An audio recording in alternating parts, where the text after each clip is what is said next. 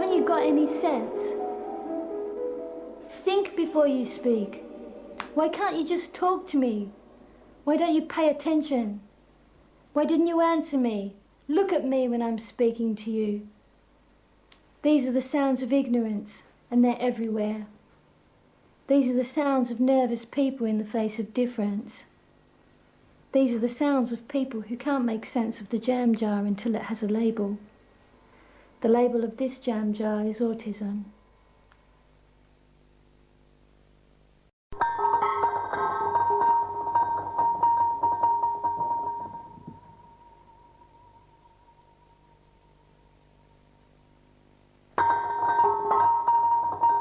The definition of autism is a love-hate relationship with yourself. And that's me and my brother. But this is like permanent smile that's just stuck on, not connected inside. And that's different to when they make me in their world and they take all my patterns out and just want this. Then it's not connected. And that's me and Paul. And we're touching feet and we're making the ground go him and us, him and you. Because I was before just me in my world, and now together with somebody else, I can be like in my world, but with someone else. And not always just have the choice of tear up your real self and then be in the world with the world people. There's many components to autism. Autism is not one thing. It is an emotional hypersensitivity problem. It can be an information processing problem. It can be a total withdrawal into yourself where the whole world is replaced and made redundant, and you have every relationship with your own self that you could have with people in the world, and they don't matter anymore.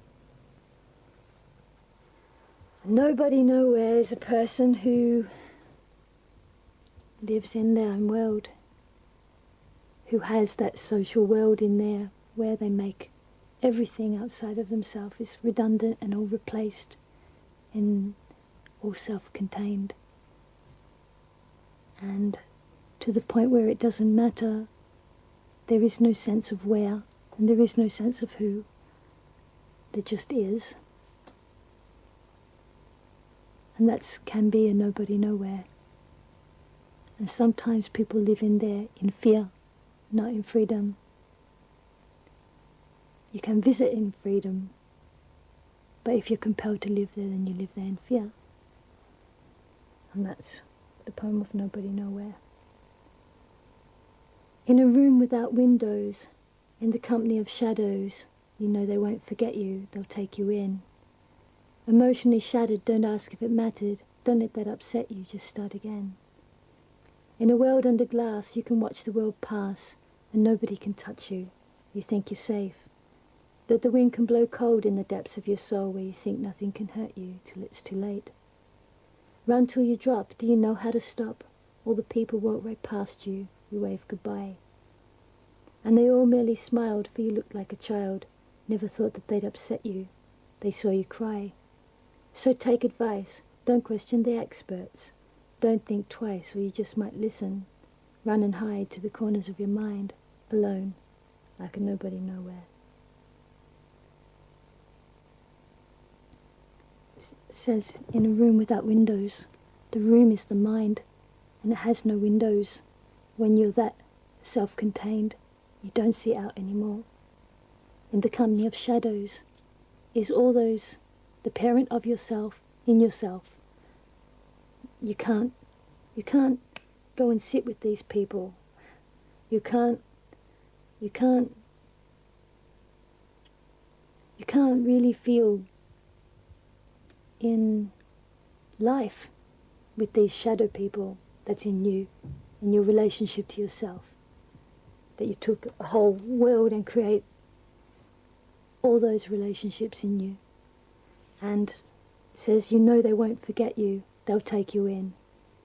So the hypnotism of it, the grab, the grip that turns you in there to go and be with shadows in a room without windows is that when it's all turmoil out there, that has no turmoil in there, there will never be any rejection. There'll never be any looking for, is this all right? Do I fit in? Is everything safe? Because in there, there's none of that. You totally just go.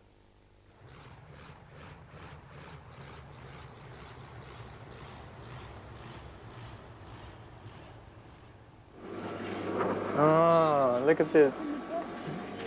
It's like a world. It's really good. That's what the people once told me was a fish tank. And I said, what's this? And they said it's a fish tank, and I was looking. I couldn't understand that the fish could live in the bottle.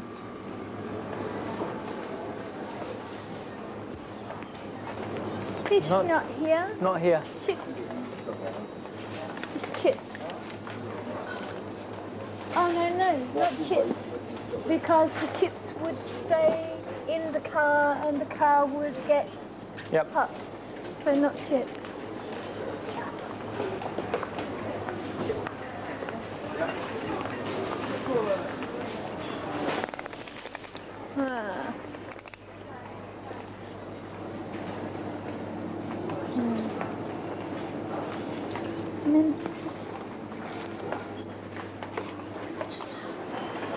Whoa. Look at this. Look at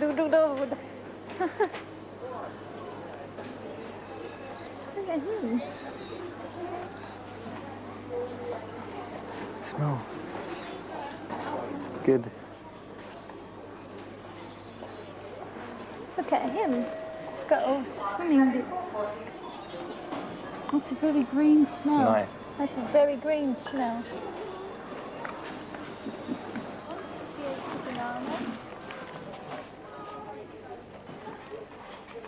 At the supermarket, it's hard to stay on track.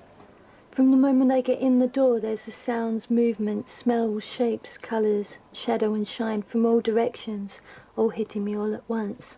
And these special tinted Irlen lenses cut down this bombardment to about 10 different things in 3 seconds, but it's still more than most people have to handle. The sounds of the people's shoes on the ground, and all the pinging of the trolley metal, and the jumble of all their intertwined blah blah, and all the different toned hums of all the refrigerators all compete at the same time for attention with what's being seen. As I pass the shelves, my eyes scan everything without processing what it is, what it's for, or why it's there. So my mind gets flooded with this big array of contrasts at a pace that's much too fast for my conscious mind to process at that moment. And as I walk away from each place, the impressions of the last one are still caught in my head. And so to constantly remind myself, don't touch, don't smell, don't lick, don't squeeze, don't crinkle, don't grab, don't stare, don't put that in the trolley, and don't, then it's like a really big battle all the time. It's like giving the child a box of sweets and then saying, don't eat them.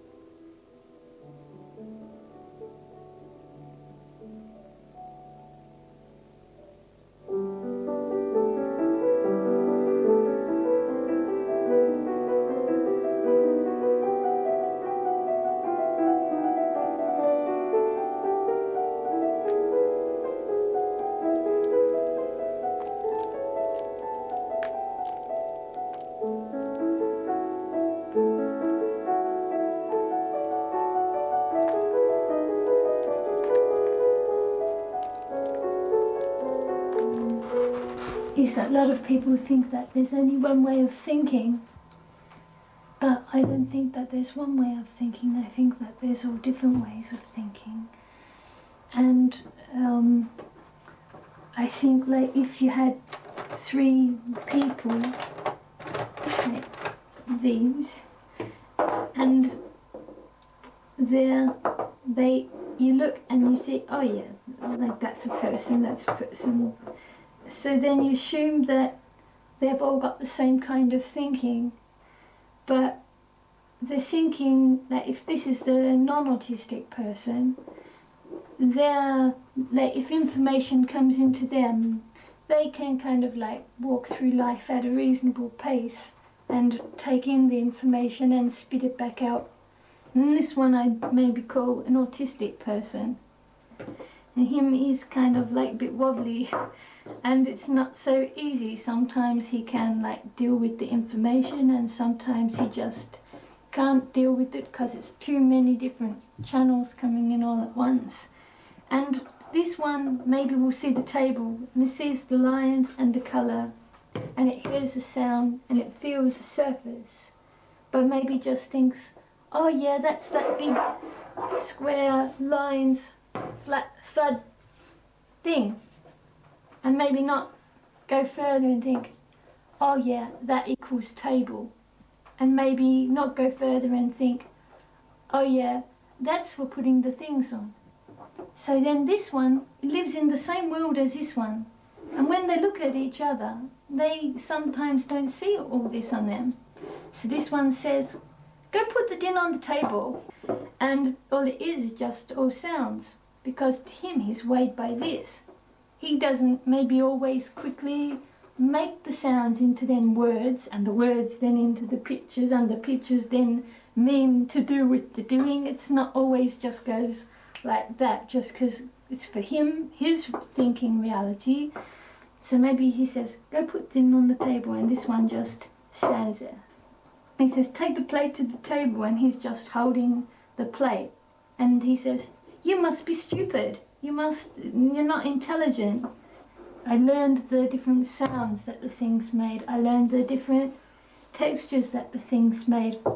I learned the different sound back that told me if the things had bounce or if they didn't, how they impact that they bring back to you.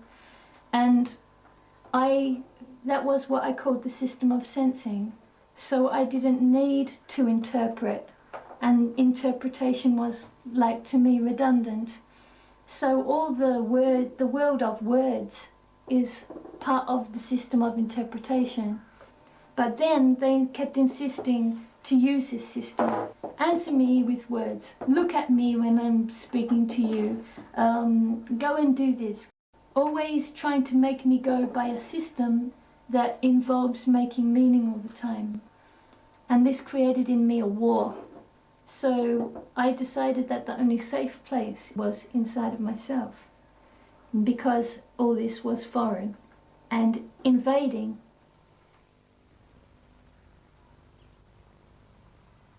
If you ask me, Donna, did you have lots of things back behind your conscious awareness that were overwhelming and you couldn't reason them through and you couldn't put them all together and you couldn't see the whole picture? I would say, yes, I was totally caught up in every moment. I never ever got the whole picture.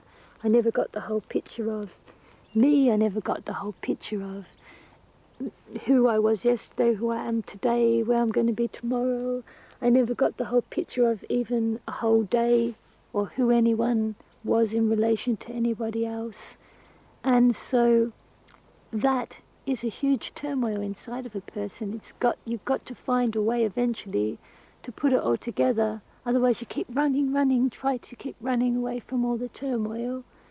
And what happened was I just got a typewriter, and then once it was on the table and I put one page in, all of it just came out. And I was just sitting there, my fingers going, and I'm reading it as it's coming out at me, and that's when it's telling me what's in me. So it wasn't really that I talked to the pages of my books. It was that my pages of my books, from here, out here, back through my eyes, talked to me. And I listened, very big. So it's kind of like learning about life through writing my life out, and then I got it all in a book. Like many people can't understand life and they read it in textbooks. Well, this was the textbook that came from my own life out there. I read it, I said, oh my God, I'm going to take care of myself now. I just thought, now that I own it, now that it's in my hands and I know what I've lived, I'm never going to let it all get out of control like that again.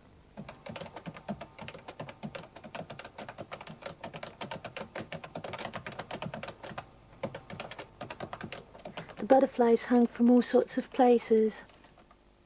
Some were wooden ones with eyes painted on their backs.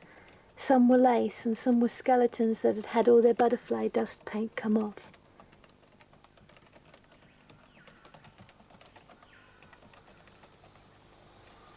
Some were in the leaves, like me when I'm sleeping, except my leaf is made of cloth and it doesn't crackle. There were plants in the butterfly place and dead bananas. The butterflies were drinking out the guts of the bananas. Some had boggledy eyes made of honeycomb shapes that were all put together like a good sculpture. Can he see me? He's got very big... Is that his eyes like a fly eye? Like all mesh? Yes, but it's not, I don't think that's a real eye. I think that's a pretend eye, and his real eyes are on the end of his stalks. Oh. Or maybe he's got end of his stalks pick up the vibrations and they are real eyes. Maybe, I don't know. He's got all like a skeleton, don't. but no skin. Touched. And the clear bits. I can see There's rain. no powder dust. All held in little holes in his wings. When you blow on his wings, you can blow the powder out, so he's just got clear wings. Like on there's some crayons that paint, and if you put them on something and then you go, They all blow away, that's what his wings are made of. oh, you touch it and the picture's gone. That's the same. Wow, he's gonna fall. He won't fall. He just moved it. I guess he wouldn't fall, because if he fell, he would fly.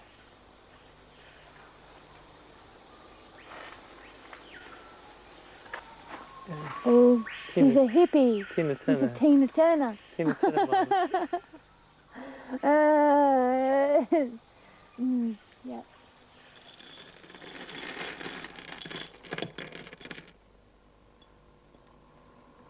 They're all living in there, them. And they all come from different places.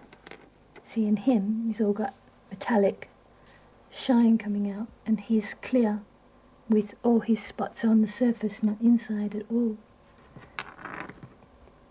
His brothers would all be like not have colours in them, just contrast. And he's from a big extended family of ones that have colours in them. Everybody knows who they are in relatedness to everybody else. There's no muddy water there.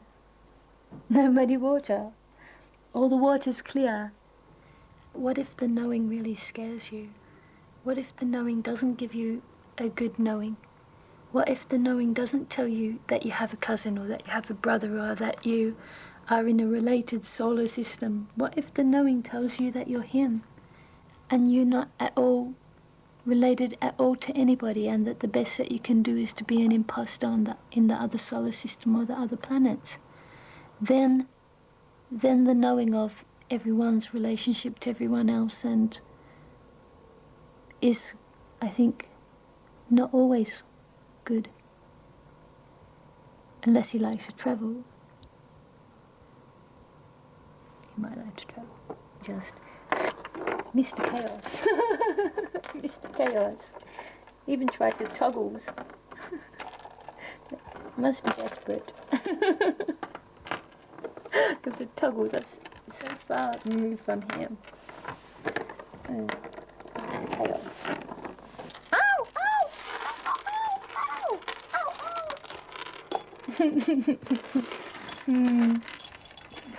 Ow! Some are getting away. I think it's too fast. I would throw out at the people in the television. In the world of television.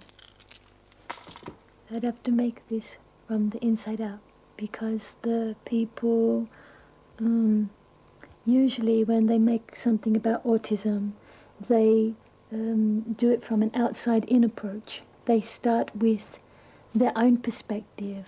Like, let's say that him, if he's the person with autism, then when they make the documentary, all these people who, they all say, you know, we understand, we've read all these textbooks, and we understand about autism, and we are much more reasonable people than many people, and we're not ignorant, and we treat people as equals, and that's an outside-in approach. So everyone all goes from their own perspective out from out here, and they all see everything through their textbooks. And in him, he has his own system, and it's not an infantile version of their system, because it's maybe been 10 years, 20 years that this big tree in him has grown. And so then in them, they haven't learned his system, even if him moving in their world has learned some of their system like a second language. So who are they to say, oh, we've read a textbook from somebody who looked at lots of people like you from the outside, and then they bring all their questions, what they think's relevant, what they think might speak this one's reality. But this is an inside-out approach to making a documentary. So he says, hold on a minute, you've never lived my system, you don't know my reality from the inside, I'll have to show you what it is, and then you just have to work out how to put it in the camera or in the sound. But you can't start with what you assume is happening in me. We know people who are diagnosed with autism and Asperger's syndrome, who are teachers, who are psychologists, who even diagnose other people with autism, who are running newsletters for people like themselves, who drive. Some are married, some have got very responsible positions. One is got even a pilot's license. So this whole thing of autism is always a disability. It's always in varying degrees. One of the things that's really important to me is that I am not a spokesperson for every person with autism. I might be able to tell you the system because it's a similar system to my system or parallel with my system. But if you really want to understand, there he is. Is Tommy you want to know about? You try not to be an outsider. Try to put aside your own assumptions. Try to put aside your own system of making sense of things. And try for an instant not to impose some imagined system on him, but try like maybe a anthropologist to see what might be his system here. If he does that and he does that, I wonder if those two things are related. Is that part of the same system, or does that help him cope with something else? Is this to do with how he copes with his feelings, and this is how he copes with where to remember, like to put this and this together? Is this how he copes with when people come to the house, these particular systems? Or is one of this, oh, that's over there, that's one that he uses for that? You can eventually build up your own picture. You don't have to go to someone else and say, give me the textbook. Everybody can be an anthropologist if they just take their own reality and for a moment stick it in their back pocket and start from scratch and not say, oh, such a lot of hard work. Well, if your child is 5, so what? Maybe in 20 years you've got somewhere. You won't maybe grasp the whole system as if it was yours, but you probably grasp more than if you sat there stubbornly thinking you'll know him from some textbook that some non-autistic academic wrote with a whole load of assumptions. You might get further to write your own textbook from the person that you really want to know about, is my thinking.